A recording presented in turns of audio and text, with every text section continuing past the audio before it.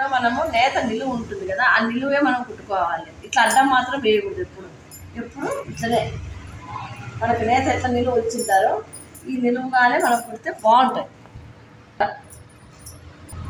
లేకపోతే కుట్టినట్టు వస్తుంది, కానీ లుక్ వైజ్ బాగుంటుంది. మొన్న కట్ చేసినా కదండి ఈ బ్లౌజు, ఈరోజు కుట్టుకున్నాను. ఈరోజు కుట్టినా చూడండి, నీట్గా వచ్చిందా లేదా చెప్పండి. చూడండి బ్యాక్ చూడండి,